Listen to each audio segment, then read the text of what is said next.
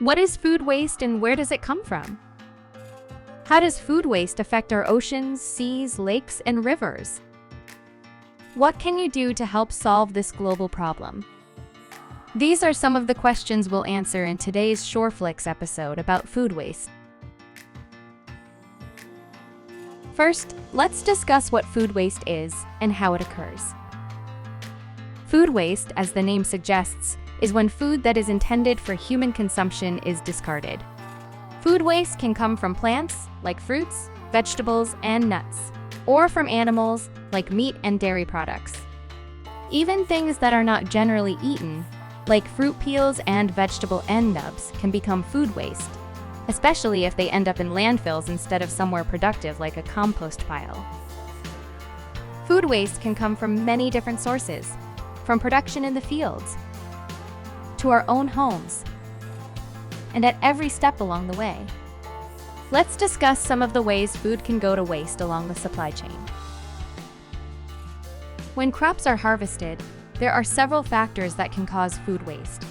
For example, some crops may not meet the standards required to be sold in a supermarket. Small, discolored, or misshapen fruits and vegetables can sometimes be used as animal feed or donated to food banks and charities. But when that doesn't happen and no one else wants to buy it, that food is discarded and becomes food waste.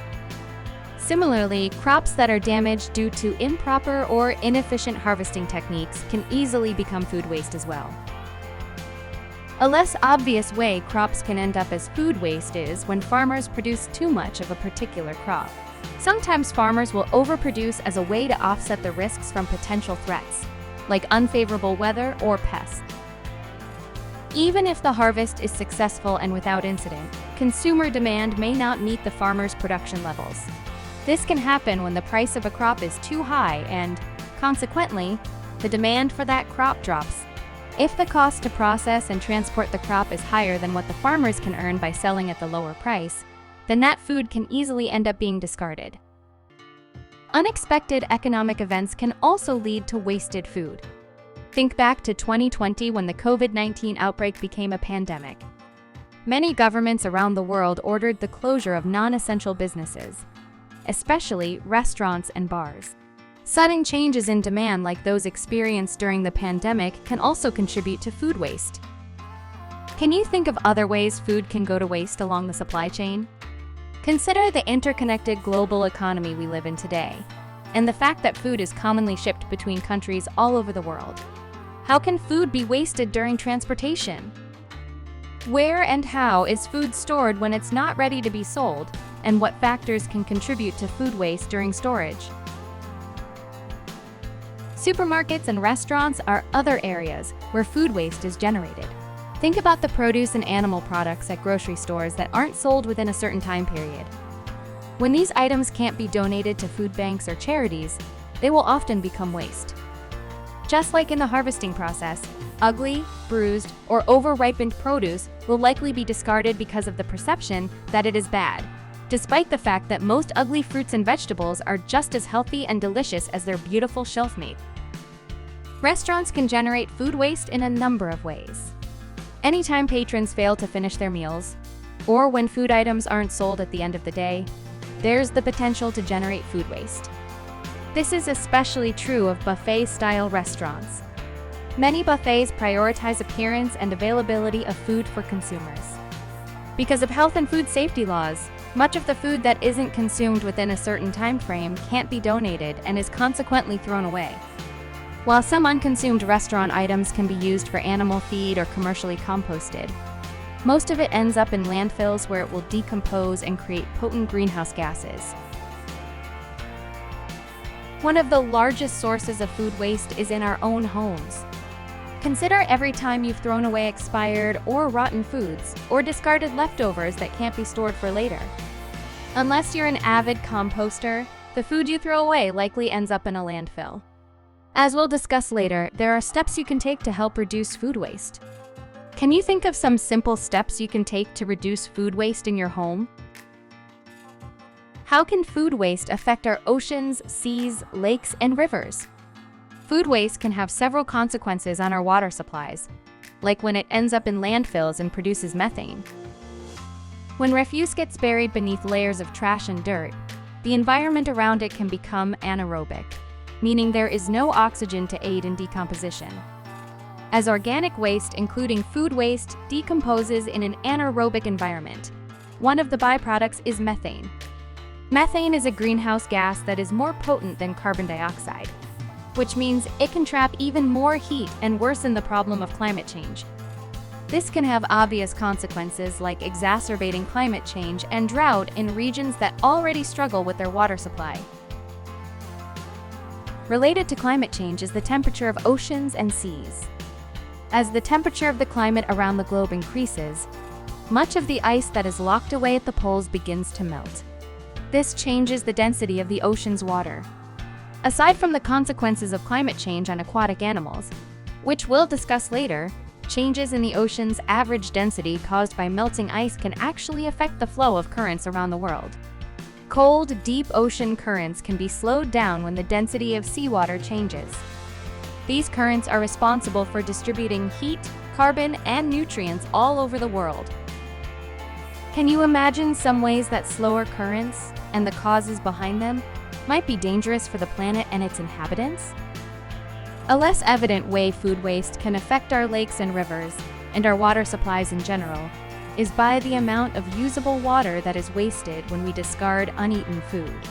Consider how much water it takes to grow the crops we eat, or to raise livestock. Some estimates put the amount of water wasted through food waste in the trillions of liters. In addition to all the water that is wasted through food waste, lots of chemicals like pesticides and fertilizers are wasted as well. While using an excess amount of chemicals presents its own problems, a lot of these chemicals can make their way into our water supplies through runoff. As we mentioned earlier, many farmers overproduce crops to mitigate potential risks. Add to this excess production the amount of food that is wasted all along the journey from farm to fork, and you have a system that creates the potential for a tremendous amount of chemical-laden runoff that can eventually make its way into our oceans, seas, lakes, and rivers. Billions of people around the world rely on fish and seafood not only as a source of food, but for their livelihoods as well. One rapidly growing problem is the overfishing of our oceans. Overfishing occurs when we harvest fish and other sea creatures at a rate that is faster than the populations can reproduce naturally. Several factors have been identified as causes of overfishing, including a swelling global population, government subsidies that encourage fishing when it wouldn't otherwise be profitable, and illegal fishing operations that happen away from the eyes of regulatory authorities. Because food waste generates dangerous greenhouse gases, it can contribute to climate change, which affects the ocean's temperature. Many sea creatures are not adapted to warmer oceans. Not only can warmer oceans change the migratory patterns and range of many marine animals, it can destroy entire habitats. Coral reefs around the world are suffering an increasing number of bleaching events, where the higher water temperature causes corals to expel their zooxanthellae, the symbiotic photosynthetic cells that produce food for the corals. While some coral populations can recover from a bleaching event after several years, many do not, and the reef that was once home to numerous species becomes destroyed. In addition to the issue of climate change, overfishing can drive species to the brink of extinction. Many animals, like sharks, rays, turtles, dolphins, and seabirds, are accidentally caught in fishing nets as a result of bycatch. Bycatch is when animals are unintentionally caught in commercial fishing operations. Sadly, many animals that fall victim to bycatch die in the process and are discarded back into the ocean. As demand for seafood rises with the global population, the risk of further habitat destruction, overfishing, and loss of marine populations will become an even greater problem if measures aren't taken to stop the damage that's being done. The good news is that there are steps you can take to help reduce the effects of food waste in your everyday life. While there is currently no single solution that can solve the problems facing our oceans, seas, lakes, and rivers, here are several things you can do to make a difference when it comes to food waste. Save food whenever you can. Store your leftovers for a tasty snack or meal later. If you find yourself discarding leftovers often, try serving yourself smaller portions. You can always get more if you're still hungry. Whenever you can, try composting your leftovers. While certain foods can't be easily composted, many crops and food scraps can. You can even add yard waste and paper products like clean cardboard and newspapers to the pile. Some municipalities even offer community or commercial composting services. If you don't have the space to compost, and your community offers composting services, donate your compostable food waste to the local operation to keep your food waste out of a landfill. If there's no composting service near you, consider starting your own community composting campaign. Don't be afraid to buy and eat ugly fruits and vegetables. Even though they may not look nice, most ugly or deformed fruits and vegetables are just as delicious and nutritious as their beautiful shelf mates. If you have fruits or vegetables at home that look like they're starting to become overripe, consider using them to make a smoothie or dessert item. If you have non-perishable items that you don't want anymore, consider giving them to a food bank or charity. This way, you'll not only be keeping those items out of a landfill, you'll be helping people in need. Finally, be sure to get the word out. Talking about the issues facing our oceans, seas, lakes, and rivers can generate awareness, which has the potential to lead to further intervention. Get involved with programs in your community that work to reduce food waste and protect the environment.